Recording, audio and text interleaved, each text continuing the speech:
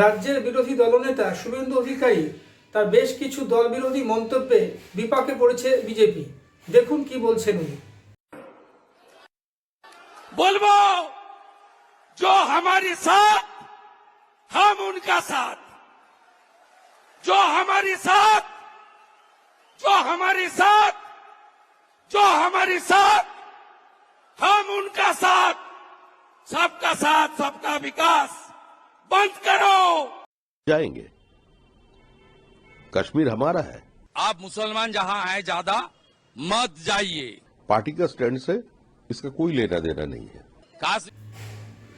শুভেন্দু অধিকারী তৃণমূল থেকে চলে যাওয়ার পরে বিজেপিতে যখন তিনি আসন গ্রহণ করলেন, সদস্য হলেন, ওখানকার বিরোধী দলনেতা হলেন, তারপর থেকে দেখা যাচ্ছে কোনো না কোনো সময়ে সুযোগে তিনি কিন্তু দল বিরোধী মন্তব্যে জড়িয়ে পড়ছেন। অর্থাৎ তার দল বিরোধী মন্তব্য বিজেপিকে যেমন বিপাকে ফেলছে, তেমনি তারা অত্যন্ত অস্বস্তিতেও পড়ে যাচ্ছে।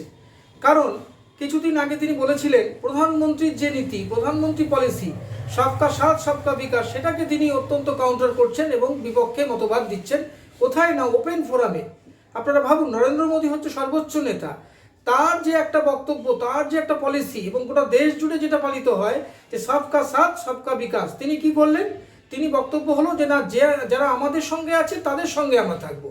অর্থাৎ মুসলমানরা যেহেতু বিজেপিকে ভোট দেয় না, সেই জন্য মুসলমানদের কোনো রকমের উন্নতি কল্পে তারা কোনো রকমের কোনো ব্যয় করবেন না, কোনো কার্যপ্রণালী ধারণ করবেন না, এটাই বক্তব্য ওনার। এবং আর একটা মন্তব্য অত্যন্তভাবে আলোড়ন সৃষ্টি করেছে রাজনৈতিক মহলে, যে বিজেপি একটা নাকি রেজিমেন্টের দল, তাদের এরকম একজন বিরোধী দলনেতা দল বিরোধী মন্তব্য করছে। শুধু তাই নয়, আজকে নরেন্দ্র মোদী যে ঘোষিত নীতি সেইটাকে পর্যন্ত বিপক্ষে তিনি মতবাদ দিচ্ছেন।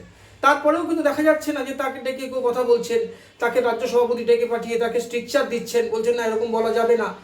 ওনার ক্ষেত্রে কি সব মাপ? এটা কি কোনো হতে পারে? তিনি কদিন আগে কি বললেন যে পেহেলগাঁও কাশ্মীরে কেউ যাবেন না, অর্থাৎ যেখানে হিন্দু ওরিয়েন্টেড এরিয়া সেইখানে আপনারা বেড়াতে যাবেন। এটা কখনো হতে পারে? আজকে নরেন্দ্র মোদী ঘোষিত নীতি, তিনি বলছেন কাশ্মীর সেফ, আপনারা আসুন, পর্যটন শিল্প উন্নত করুন।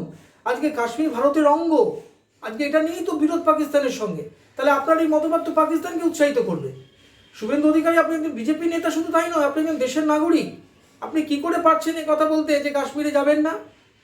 তার মানে আপনি শুধু প্রধানমন্ত্রীকে রিফিউট করছেন তাই নয়, আপনি গোটা দেশের যে ঐক্য সেটাকেও আপনি বিঘ্নিত করছেন, দেশ বিরোধী মন্তব্য করছেন আপনি। এরপরেও তো আমরা দেখলাম না যে বিজেপি তাকে ডেকে কোনো রকমের স্ট্রিকচার দিচ্ছে, তাদের কেন্দ্রীয় সভাপতি বা রাজ্য সভাপতি তাকে ডেকে পাঠিয়ে বলছেন যে এটা বলা উচিত নয়, এটার সঙ্গে আমরা একমত নই। তারা কোনো রকমের গা বাঁচানো মন্তব্য করে বেরিয়ে যাচ্ছেন। আজকে শুভেন্দু অধিকারী যদি বিরোধী দলনেতা হয়ে এরকম ধরনের মন্তব্য করেন, তবে তো যারা ছোটোখাটো নেতা তারাও তো আজকাল যেখানে সেখানে এরকম মন্তব্য করবেন। তখন কি হবে?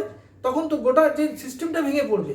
আজকে বিজেপি নাকি রেজিমেন্টের দল, আরএসএসের তারা সমর্থন পুষ্ট, আরএসএসের তাদের ছত্রছায়া রয়েছে, আরএসএস ডিসিপ্লিনের মধ্যে নাকি বিজেপি গড়ে উঠেছে।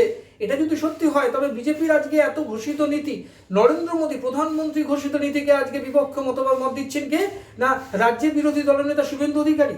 তিনি সবার সামনে ওপেন ফোরামে বলছেন যে না, পেহেলগাঁও কেউ যাবেন না, কাশ্মীরে কেউ যাবেন না।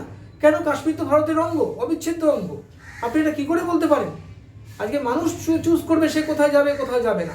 আপনি ঠিক করে দিচ্ছেন, বিজেপি ঠিক করে দেবে যে কে কোথায় বেড়াতে যাবে, উড়িষ্যা যাবে না গোয়া যাবে, নাকি কাশ্মীর যাবে না হিমাচল প্রদেশ যাবে।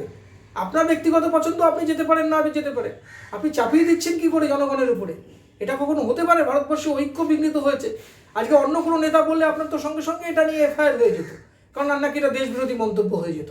আজকে শুভেন্দু অধিকারী বিজেপি নেতা বলে এই কথার উপরে কোনো রকমের কোনো বিচার হবে না, দল কোনো রকমের আলোচনা করবে না এটা নিয়ে, তাকে ডেকে পাঠিয়ে তাকে একটা স্ট্রিকচার দেবে না। এটা রেজিমেন্টের দলের একটা কোনো নমুনা? মানুষ তো এটা নিয়ে কনফিউজ হয়ে যাবে। যারা বিজেপির সমর্থক তারাও পর্যন্ত এটা নিয়ে অত্যন্ত ক্ষোভ প্রকাশ করেছেন। কারণ এটা কেমন হতে পারে? পেহেলগাঁও তো সুন্দর জায়গা, আজকে সেখানে একটা জঙ্গি ঘটনা ঘটে গেছে বলে কেউ যাবে না? এটা কখনো হতে পারে? একটা ট্রেনে দুর্ঘটনা হলে কেউ ট্রেনে চড়বে না? প্লেনেও তো কদিন আগে আহমেদাবাদে এত বড় দুর্ঘটনা হয়ে গেল, তারপরে কি প্লেনে চড়া বন্ধ হয়ে গেছে? নাকি আপনারা যদি দিল্লি যান আপনারা পায়ে হেঁটে যাচ্ছেন, ট্রেনে যাচ্ছেন, নাকি নৌকা করে যাচ্ছেন? আপনারাও তো সে প্লেনেই চড়ছেন। তবে একটা দুর্ঘটনা হতে পারে, সেটার ব্যবস্থা নেওয়া হোক। যারা ধরা পড়েনি তাদের ধরা হোক, পেহেলগাঁও যারা জঙ্গি। তাই বলে আপনি কি করে বলতে পারেন যে কাশ্মীরে কেউ যাবেন না? কাশ্মীর ভারতের অবিচ্ছেদ্য অঙ্গ, এটা নিয়ে আগে 50-70 বছর ধরে এই নিয়ে টানাটানি চলছে। পাকিস্তানের সঙ্গে আমাদের বিরোধের মূল কারণ এটাই। যে তারা কাশ্মীরকে অধিকার করে রয়েছে, সেটাকে বলে পাক অধিকৃত কাশ্মীর, ওইটা আমাদের অংশ, ভারতের অংশ, এটা সার্বভৌমত্ব এখানে জড়িত। আপনি কি করে বলে দিলেন?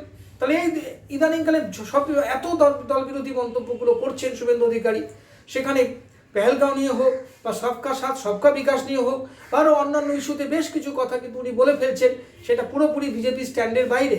আজকে বিরোধী দলনেতা যদি প্রথম সারির নেতা হয়ে তারা দল বিরোধী মন্তব্য করেন, প্রধানমন্ত্রী ঘোষিত নীতিকেই রিফিউট করেন, তবে কিন্তু অন্যান্য নেতারা বা এটা নিয়ে কিন্তু সমস্যায় পড়তে পারে। শুধু বিজেপিকে এখনই সজাগ হতে হবে, শুভেন্দু অধিকারী বলে তাকে ছেড়ে দিলে চলবে না।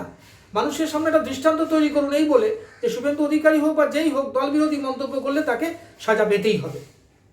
আমাদের ভিডিও ভালো লাগলে লাইক ও শেয়ার করুন, কমেন্ট সেকশনে গিয়ে জানান আপনাদের মতামত। আরও ভিডিও পেতে চ্যানেলকে সাবস্ক্রাইব করুন। প্রতি মুহূর্তে খবরের আপডেট পেতে প্রেস করুন বেল আইকন।